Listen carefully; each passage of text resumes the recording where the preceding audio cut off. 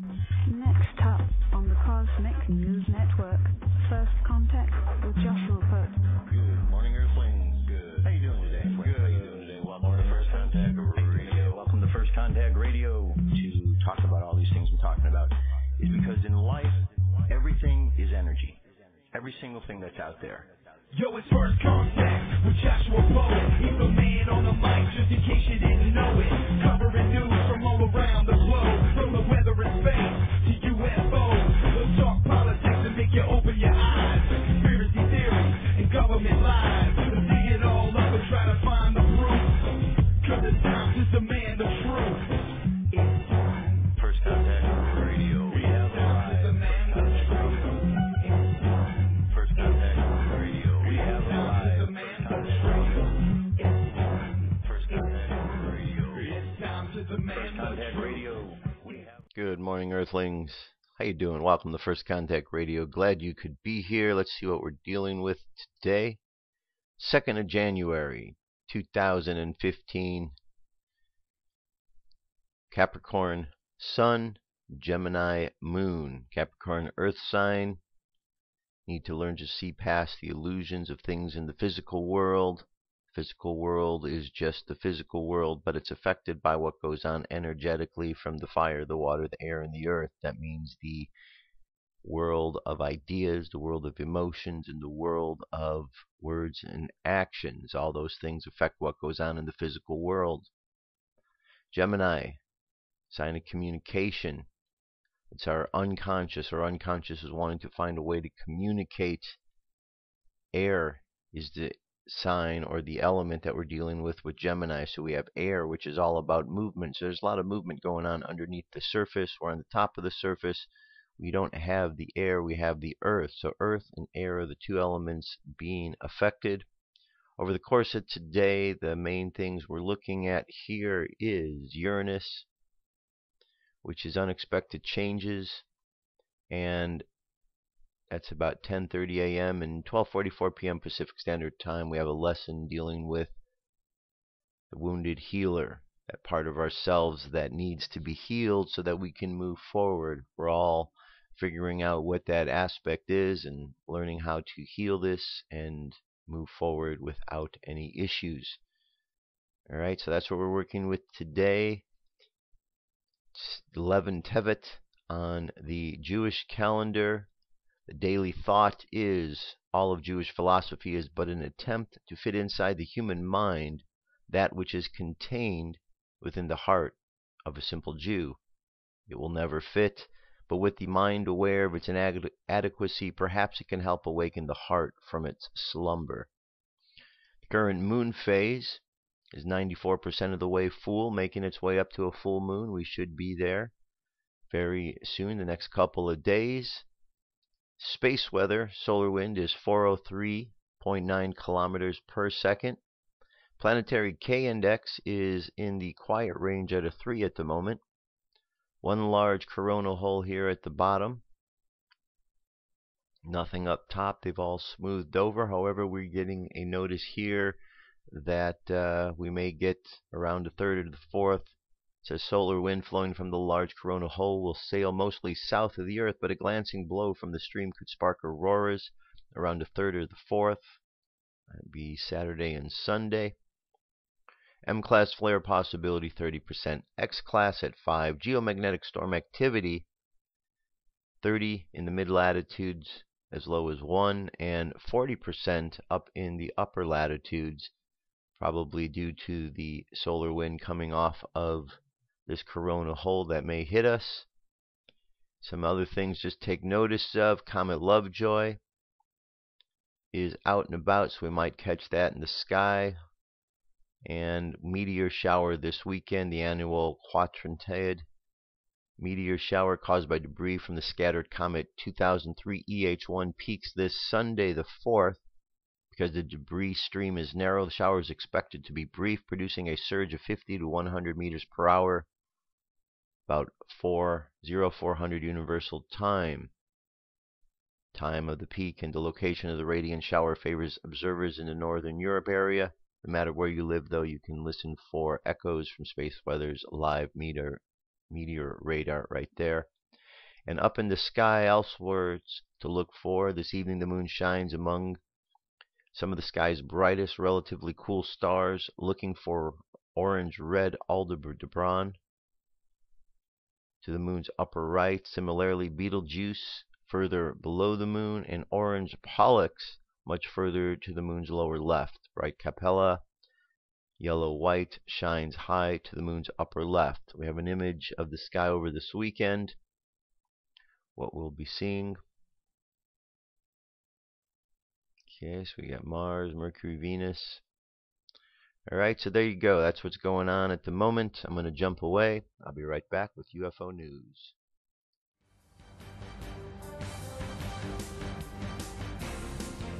This is the UFO News with Joshua Poet. Alright, Dirk, thank you very much.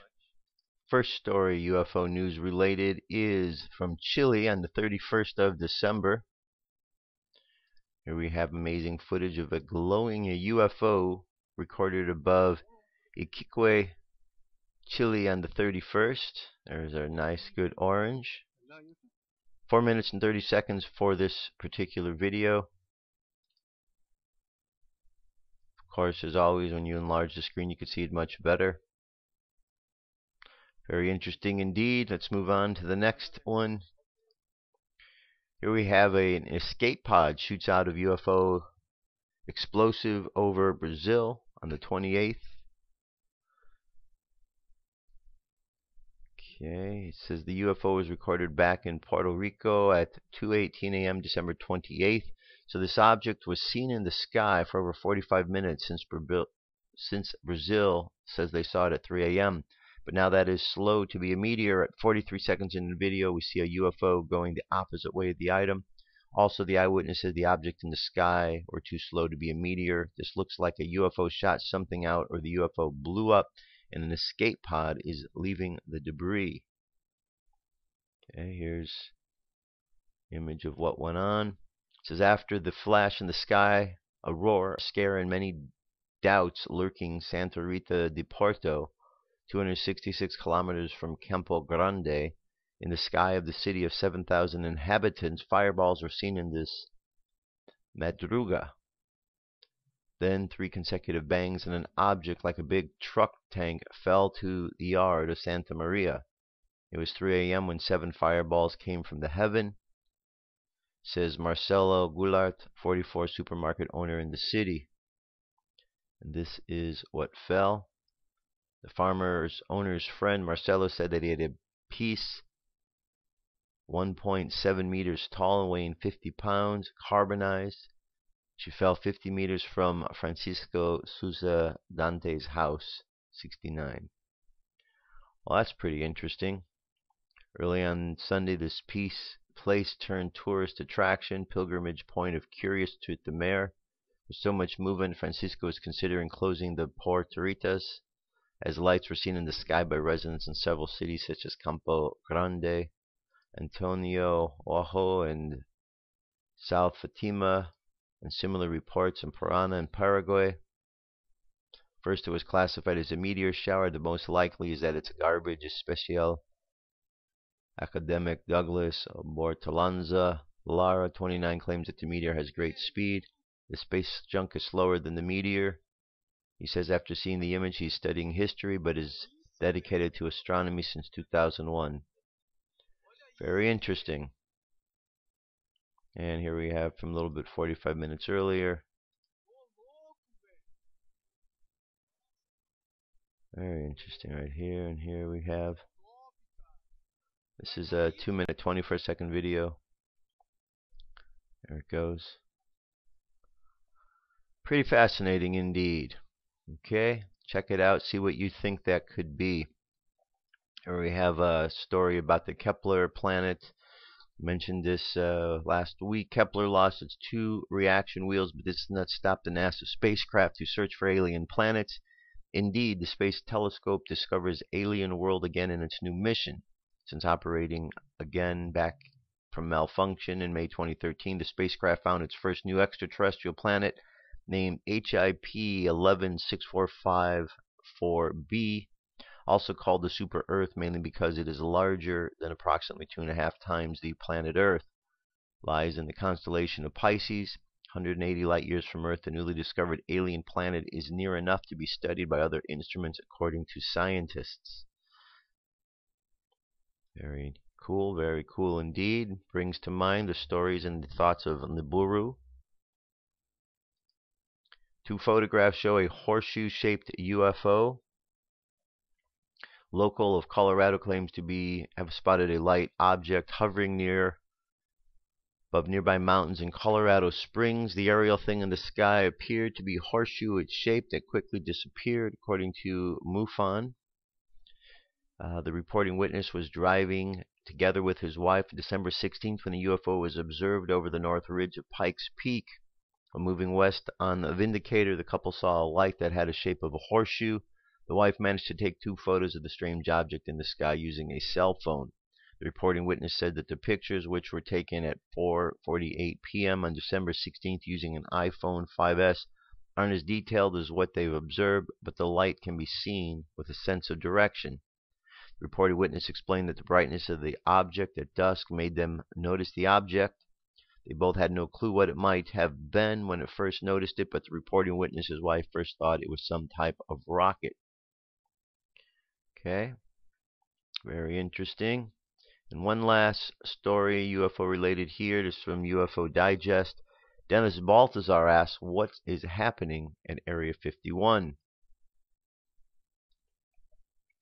The secret base 85 miles north of Las Vegas, Nevada, commonly known as Area 51, has been surrounded with mystery and rumor since it first opened in 1955 by the CIA to test a U-2 spy plane. We now know that every new aircraft development since then has been flown there before the public became aware of its existence.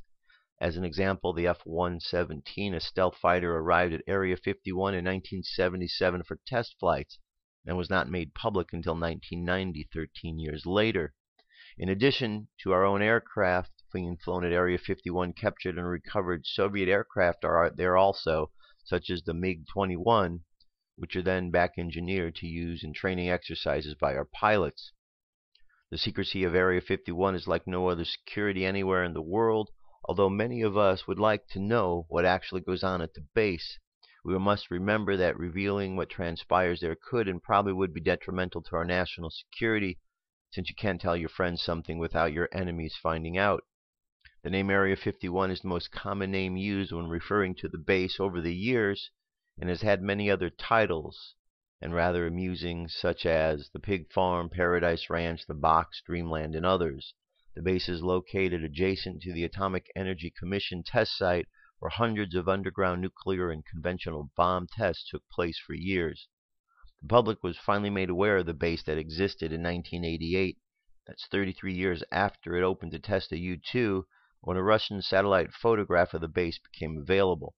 Unlike any other industry or location in the U.S. dealing with toxic waste, Area 51 is not required to follow the law in handling such dangerous products by issuance of presidential determination orders started by President Clinton.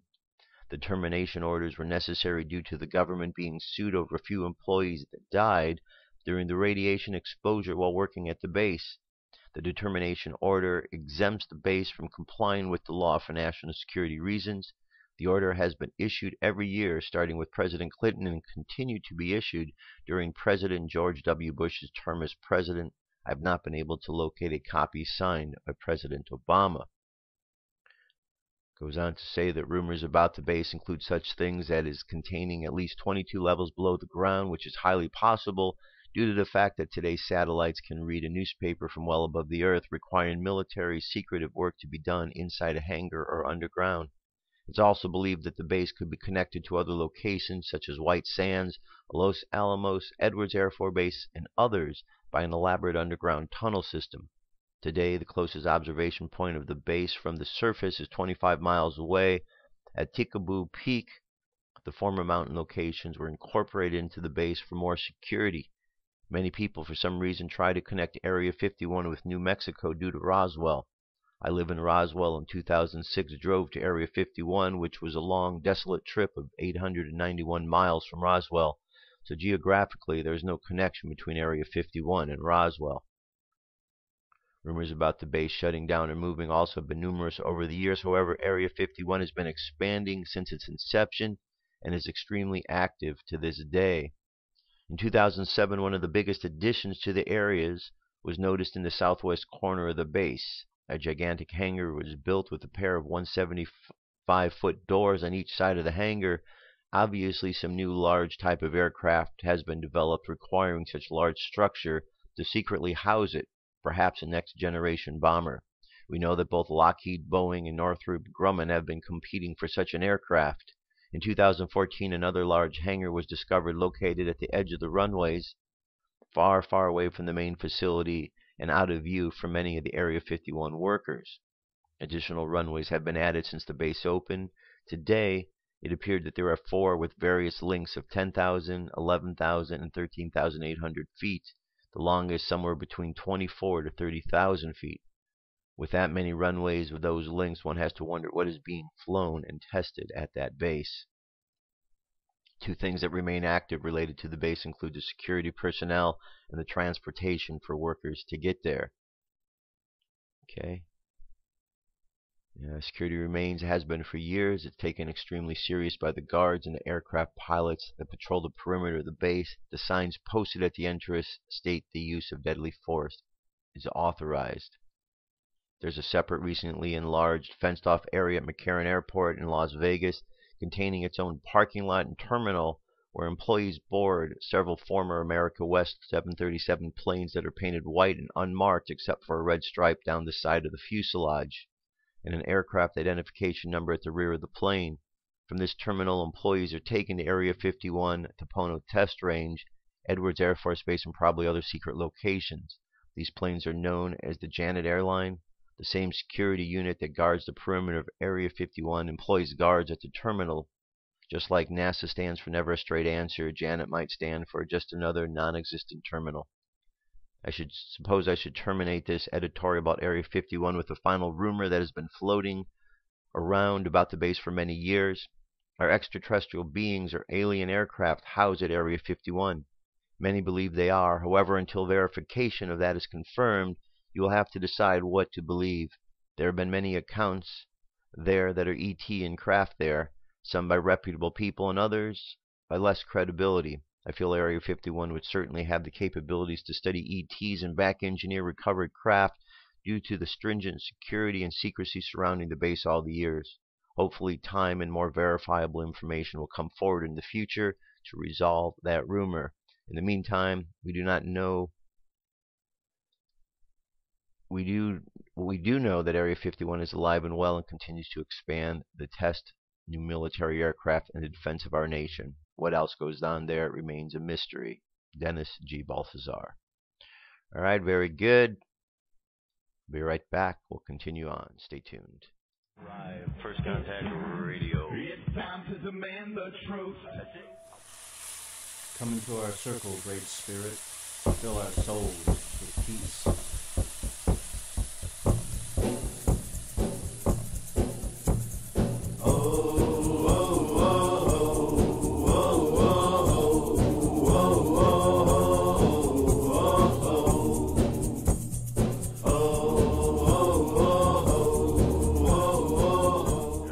Continue on.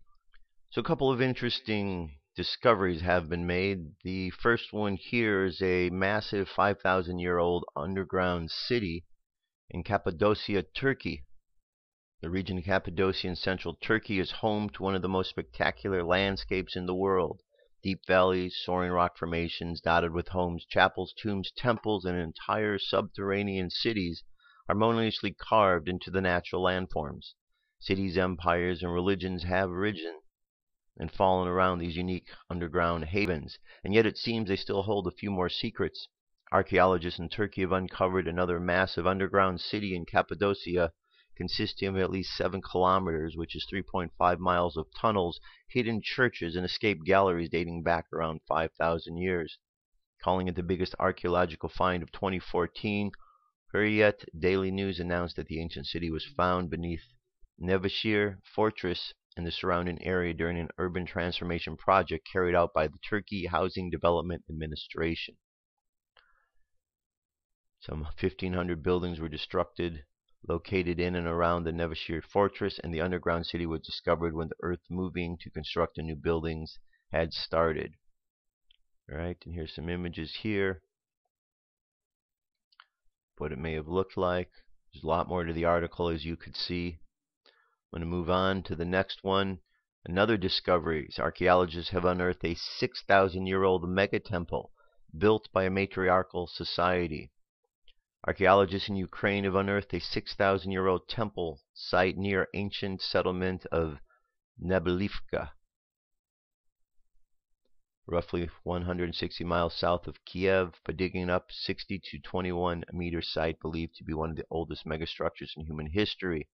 Sci-Fi News reports that the ancient site belonged to the Tripolian culture, which lasted approximately 5,400 to 2,700 BC and extended from the Carpathian Piedmont to the Black Sea. The culture was complex, boasting early advancements in metallurgy, pottery, and textiles. According to researcher Mikhail Videyko, the temple was likely 2 stories tall, the largest of its kind of the site, and may have been the center of a complex plan as the central temple of the whole village community. Each single habitation, Tripolian settlement, appears to have been burnt to the ground after about 60 to 80 years of continuous occupation for reasons unknown to current researchers, including the temple site. Here's a few shots of the complex along with some representations of what it looked like. So, very interesting couple of discoveries.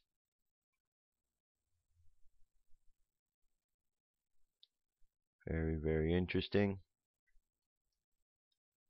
Okay, more to the article, but I'm going to leave that to you because I want to move on to get into another one of Jesus's parables. This is a parable of the sheep and the goats. When the Son of Man, this is from Matthew 25:31 to 46.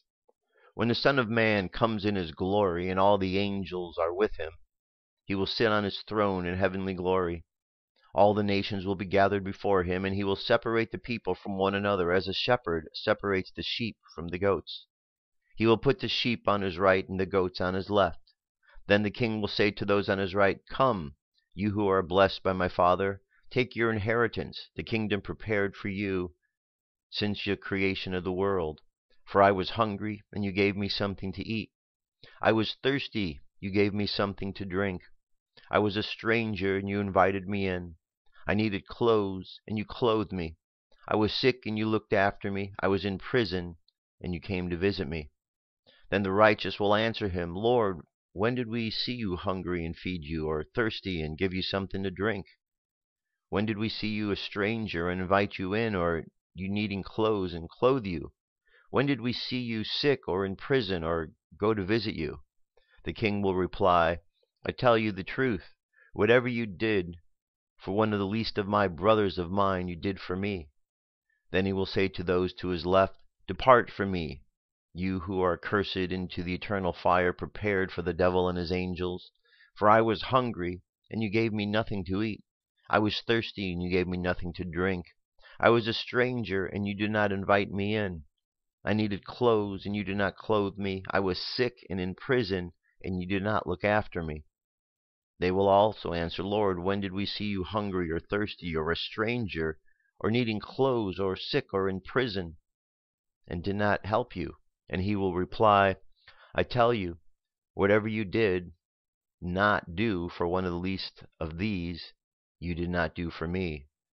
Then they will go away to eternal punishment, but the righteous to eternal life. So, here are some notes and thoughts on this.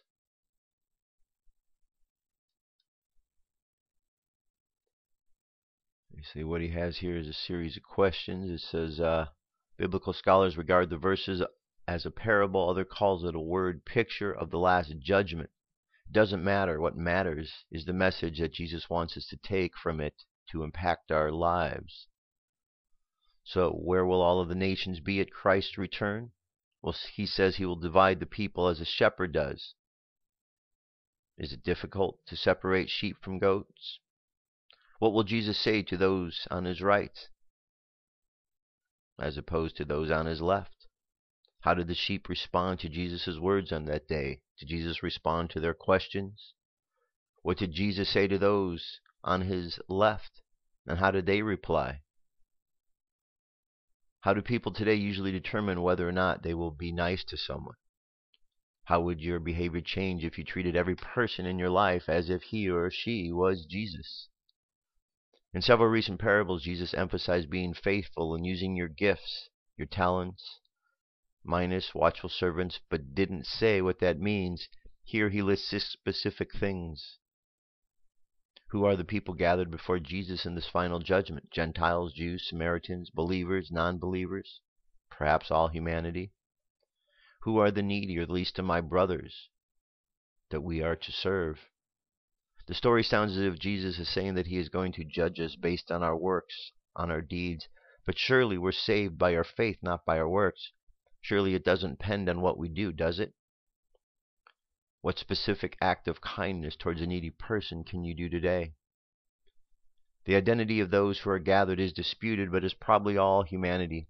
The passage belongs to a long section full of stories and examples for believers, and one might expect here a solemn appeal to those within the church. Several commentators call this the Gentile judgment, but in the passage itself I find no support for this limitation. Bob Wilkin of the Grace Evangelical Society says in no uncertain terms that this is the judgment of the Gentiles, and that the sheep are praised and inherit the kingdom. The goats are rebuked and cast into hell. The cause for praise or rebuke is how the Gentiles in question treated believing Jews during the tribulation. Another of other commentators wrote convincingly that these brothers of mine referred to the other believers, pastors, missionaries, Christian workers. David Couchman, in Facing the Challenge, says, let's take a moment to look at the earlier places of Matthew's gospel to help us understand who Jesus was and has in mind here. In Matthew 10, he is sending out his disciples on a training mission. This is what he says to them. He who receives you receives me, and he who receives me receives the one who sent me. So here, Jesus is talking to his own followers, and he says, he who receives you receives me. That is the same thought as in Matthew 25. Then in Matthew 12, while Jesus is still talking to the crowd, his mother and his brother stood outside wanting to speak to him. Someone told him, your mother and your brothers are standing outside wanting to speak to you. Yet he replied to them, who is my mother and who is my brother? Pointing to his disciples, he said, here are my mother and my brothers. For whoever does the will of my Father in heaven is my brother and sister and mother. Back in chapter 25, if we put these two quotations together with what Jesus says in chapter 25, we can see that he's talking about his own people, his true family. He's talking about Christian believers. I personally do not believe this and identify the least of these with the needy in general. Yet this is consistent with Jesus' commands to ignore distinctions between insiders and outsiders, and with Jesus' injunction to love one's enemies. The concept of this kind of service has its roots in the Old Testament, in Proverbs 19, verse 17. Whoever is kind to the poor lends to the Lord and will be repaid in full. What is new here is the Son of Man's identification with the needy. James 2:14-18 says, what good is it, my brothers, if a man claims to have faith but has no deeds? Can such faith save him? Suppose a brother or sister is without clothes and daily food. If one of you says to him, go, I wish you well, keep warm and well fed, but does nothing about his physical needs, what good is it? In the same way, faith by itself, if it is not accomplished by action, is dead. But someone will say, you have faith, I have deeds. Show me your faith without deeds, and I will show you my faith by what I do.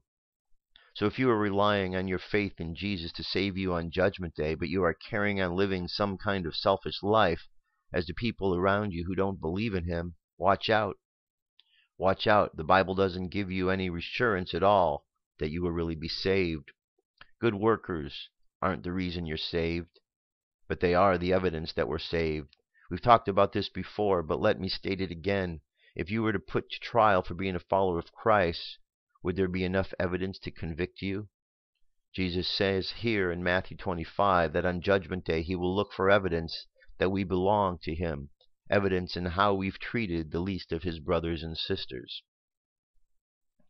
So I wanted to bring this one up because I think in the times that we're going through, it's very pertinent.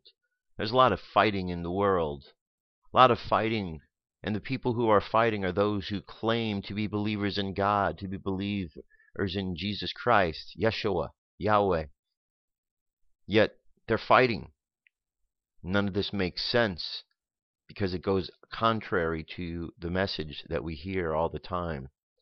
So I think in this day and age, we need to really step back and understand if this is the end times that we are in, if there is an accounting that will be taking place in our lifetimes of some sort or another, perhaps it's time that we get our acts together and we stop fighting amongst ourselves, that we stop playing all these stupid games of racism and war and nonsense, because all they are works of evil. They're not good works. They're not helping the planet. We know what's right. We know what's wrong. So it's time that we put into practice what we know. And I know that many of you are as tired of what's going on in the world as I am. So all that we can do is continue to put out the good vibes, continue to reach out to one another. And I think it's our responsibility to do that. For when we see bad things going on and we turn a blind eye, we're allowing that bad thing to happen. But if we can point out to each other the things and the errors that we're making and help put each other on the right track, I think that will help us tremendously. And then we'll stop encouraging the bad. We need to encourage the good much more because there's so much more good in the world. We need to turn away from the places that want to encourage the bad. The mainstream media, look what it does. It just pushes the buttons all the time of racism, of war, of violence. And yet if we turn that off, just imagine how much more peaceful life is when you turn away from listening to that. And you find out that the world really isn't the way that they say it is. That there are many more good people in the world, and I believe that. So let's find a way each and every day to encourage the goodness, to encourage the good things to happen, and to keep sending out words of encouragement to those who are still challenged and walking the path of darkness and evil. Because we can make a difference. That's what we're here for, to make a difference in this world. All of us. So let's do it. This article, this next one here from In5D, speaks to that same idea. It's about raising our vibrations and why it is so important. It's from Greg Prescott. As we enter the age of Aquarius, your energy vibration becomes more important than ever. In the near future, there will be a division of people into two groups, those who are service to self and those who are service to others. There will also be a division of those who are positive energy vibration and those who are not. Now, more than ever, one should avoid watching television as one of the biggest mind-controlling negative energy propaganda machines on this planet. Television advertising is completely based on the unsustainable need we have for the latest gadget, while promoting controlled obsolescence, how things will break down quicker than ever before, creating the need to purchase the newer version of the same thing. Television programming is exactly that, the programming of our minds. Reality TV is so far away from reality that people believe it's more real than fiction, when in fact most of it is staged to elicit the shock factor from you, which is a negative energy vibration. Every newscast is designed to drain your energy. You ever felt good after watching the news on TV? Neither have I. Have you ever noticed that all newscasters speak in an urgent tone as if every word is crucial to your existence? This is not a coincidence, as they are trained to speak this way. So why is your energy vibration more important now than ever? Well, this has been the greatest secret throughout the ages. Fear not only drains your positive energy, but allows you to be controlled by those who impose it. Keep in mind that there is only a handful of energy vampires at the top of the pyramid who maintain this illusion. If you look at the studies into cymatics, you can clearly see how sound affects vibration. This is one of the reasons why monks chant mantras. And here's some examples. Well, questions for yourself. Do you have better relationships in your life? Have you ever felt slighted? Have you lost your faith in humanity? Do you feel depressed? Well, here's some activities you can do. Nice good list of 12 activities here that could help you to raise your vibrations during these times. Meditation, going out into nature, turn off the television, play with your pets, watch children playing, exercise, forgive yourself and others, express gratitude, face your fears and see them as an opportunity. Watch what you're eating by buying organic foods and express gratitude before eating it. Do things or be with people that make you laugh. Talk to your spirit guides, your guardian angels, the universe. Also, please keep this in mind. You're perfect exactly the way you are. It doesn't matter if you're disabled or overweight or anything else that society deems as being different from the norm. You are beautiful and perfect just the way you are. It says in time we will look back at these days and be grateful for the numerous opportunities we had to spiritually evolve. In the meanwhile, always practice and maintain high energy vibrations, because this will be the foundation of everything that is coming our way.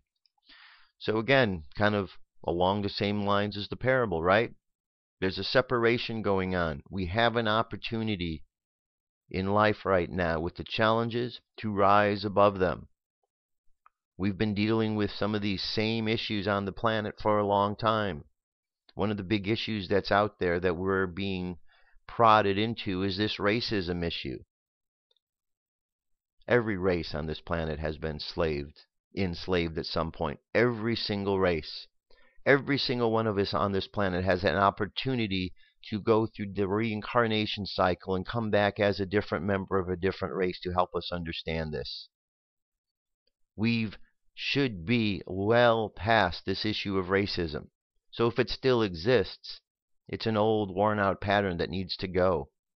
And we need to turn away from those who are pushing these buttons. The same as war. War is a bit worn out. We're tired of being tricked into wars. We've been deceived for far too long. Now is the time for us to rise above all this nonsense and to understand that if there's really going to be peace on this planet, it begins with each and every one of us by starting and putting away the warlike ways, putting away the racist attitudes, putting away all the mean and evil and dark things we do, and do the things that are going to benefit us. That's our responsibility. That's what we have available for us to do at each and every moment. And that moment starts right now. Here's a passage from the Warrior of the Light for today. A warrior of the light respects the main teaching of the I Ching to persevere as favorable. He knows that perseverance is not the same thing as insistence. There are times when battles go on longer than necessary, draining him of strength and enthusiasm. At such moments, the warrior thinks a prolonged war finally destroys the victors too. Then he withdraws his forces from the battlefield and allows him a respite. His perseverance in his desire, but he knows that he must wait for the best moment to attack. The warrior always returns to the fray, but not out of stubbornness, because he has noticed a change in the weather. And there is a change in the weather. Change in the weather is we're leaving all these old, worn-out patterns behind. We're leaving the war, we're leaving the racism, we're leaving all of the fighting and the arguments, and we're moving towards positivity. And there's a separation that's going on. So the question is, where are you going to be during the separation? Are you going to go to the side and remain on the lower consciousness side of things? Or are you going to allow your consciousness to rise up, to move with all of the positivity that's going on? I know where I'm going, and I know a lot of you are moving in that direction as well. Let's just keep thinking positive thoughts for the world so all of the world moves in that direction and truly heeds the words of all of those who came before telling us that this was going on, that this separation, this reorganization is taking place because it affects us all. And we all want to get to the same place. Here's a thought from the Agape. Again and again we may see the light of the Christ consciousness within ourselves and shine it unconditionally upon all whom we come in contact. Night and day may be there. Be one supreme longing in our heart to go deeper and deeper into the ocean of divine love until that is all we know. The affirmation: gradually I step into this new year awake, aware, and authentically me. The love of God operates through my open, happy heart. I'm a master of divine substance, creating wealth wherever I go. Made in the image and likeness of God, I am whole, healthy, and complete. The conditions are perfect for the miracle of me to express. My high resolve and clear intention make this the best year of my life. So be it. And that brings us to a channeled message today from SaLuSa. Let's check it out. SaLuSa. January 2nd, 2015, by Mike Quincy. SaLuSa. We hear many of you question why time seems to be going so much faster. It is simply that the speed of the vibrations is increasing, whilst at the same time the vibrations are lifting you up out of the lower vibrations. It will continue until you are completely lifted up into the fourth dimension, to no longer be assailed by the lower vibrations. The coming city of light, that is also part of the new dimension, is just one many manifestations that are lined up to appear this year. That it already appears to have been delayed should not concern you, as it due to appear very shortly. We know that humans are impatient, but you are so near to seeing the city of light, we ask you to have patience. There is so much happening, and as soon as the changes start to come, you will be amazed at how quickly they will take effect. We have informed you as to what is to take place, and each step will take you nearer to the day when you will be rid of those who oppose the light and interfere with the process. Any attempts to delay it will be to no effect, and the dark ones are already beginning to appreciate the difficulties that confront them.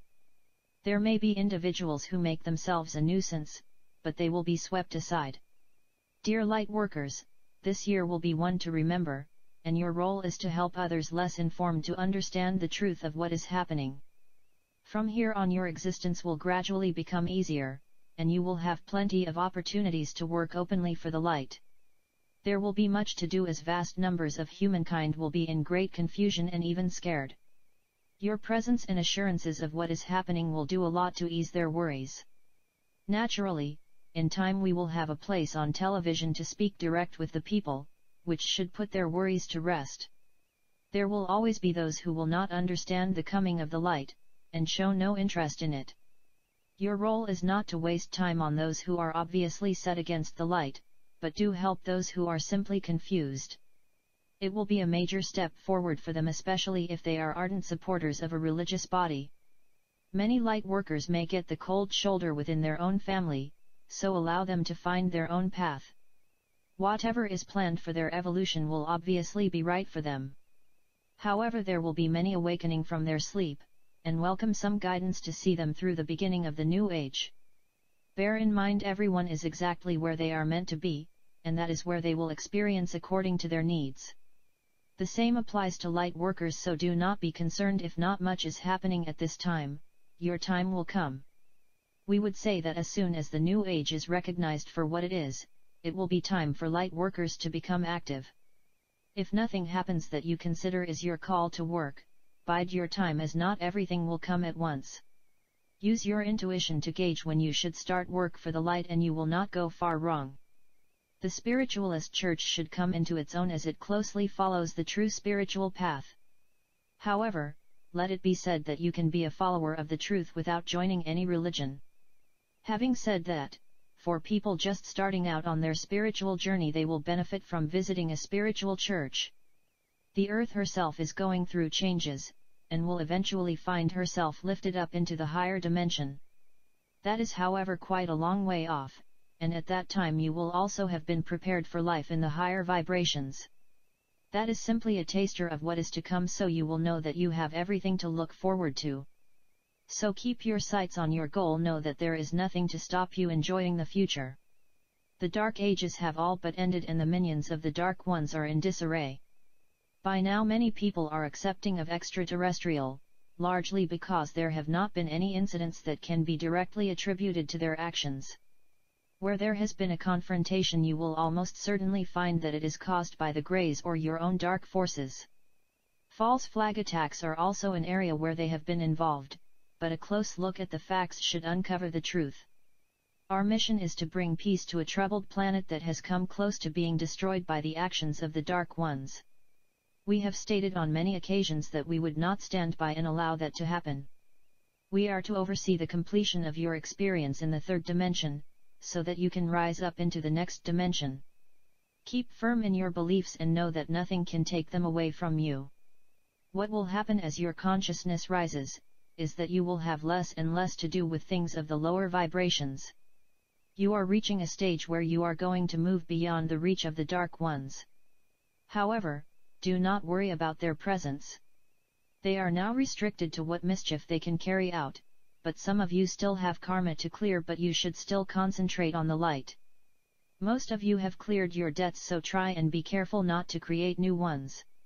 Do not believe scares and rumors as to what Obama's intentions are, as the dark ones are running scared and looking for any opportunity to bring about chaos. Fear is their weapon and they will try hard to get you into a fearful state. Again, this is where your intuition comes in handy, and if you are discerning you will feel the energy and know what type it is. I am SaLuSa from Sirius, and wish every reader a great new year. A lot is promised and as a result you will be left in no doubt that the new age is upon you. The world is turning itself upside down as the chaos continues, but this is the outworking of the last major karmic issues. Celebrate your new year with joy and shine your light into dark corners. The Galactic Federation will be with you all the way. Thank you, SaLuSa. All right, very good, very good. So, again, more good news. Whatever you feel about the Galactic Federation, listen to the message.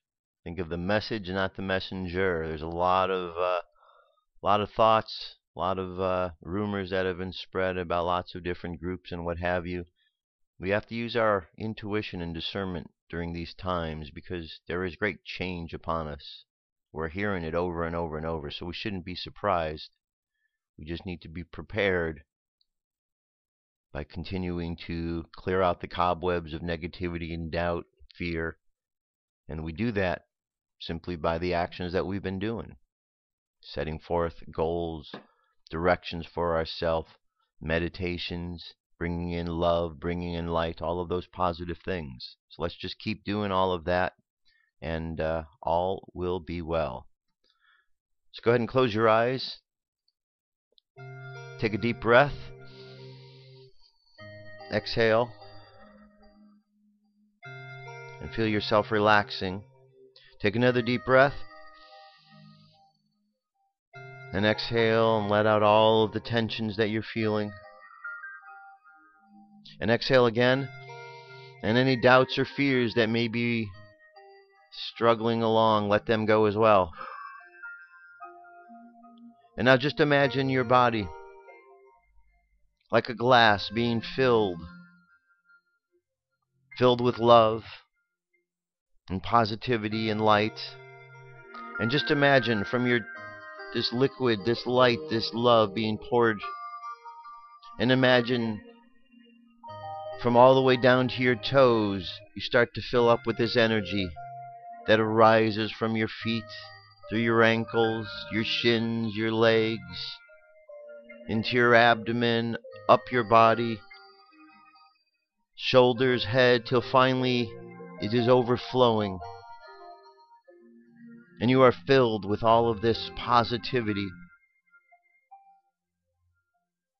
Imagine yourself walking through the world, filled with this love. And just imagine the reactions other people have as you walk through the streets. You don't need to say anything, you just simply need to walk and be. And as this love and this energy pours off of you, it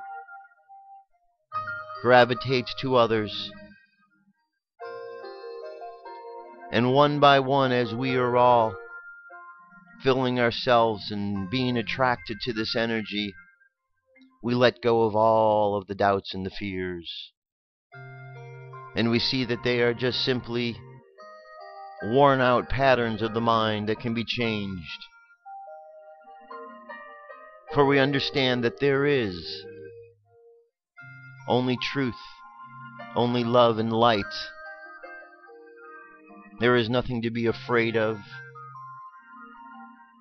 There is nothing to be doubtful of, for the promises of life and the laws of the universe are very sound.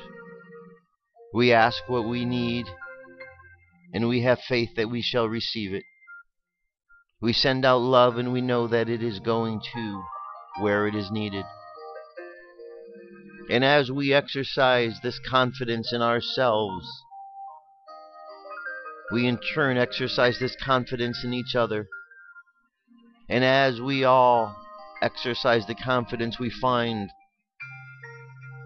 the world changes, society changes, and we find ourselves rising to be what we truly came here to be, as all parts of the family of God, filled with the divinity of life. So imagine yourself filled with this Spirit. Imagine the Holy Spirit flowing through the world. Imagine the words of Yeshua Yahweh, Jesus Christ. Imagine the words of all of the other prophets and masters and teachers. And just allow your life to be filled with all of this positivity. And know that God has a plan. And when we just relax into this plan, life unfolds magically. And as this plan unfolds, we find that what God wants for us is to use the talents and the gifts that we have been given to make this world a better place. So let the subconscious mind continue out on the journey, finding new and better ways each and every day to make your life better and to make the world a better place. And let the conscious mind come back to the present moment on the count of 3. 3 coming back to the present moment filled with confidence. 2 coming back to the present moment filled with faith. And 1 coming back to the present moment happy, healthy, and whole. Happy, healthy, and whole. Take another deep breath.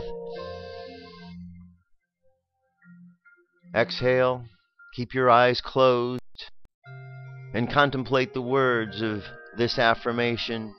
All is well in my world. All is well in my world. And take another deep breath. And exhale again. And open your eyes. And that's it, my friends. That is it for today, for the week. We've begun a new year. We've set forth goals for ourselves. Look at those goals. Work with those goals. Look at your life. See where you're going, and just keep letting that positivity in. Because that's the way that we move forward and the way that we are destined to move. Have a great weekend. I'll be back on Monday with more news, information, and all kind of other good stuff. Till then, I love you. Keep loving each other, and I'll talk to you soon. Peace. I'm out of here.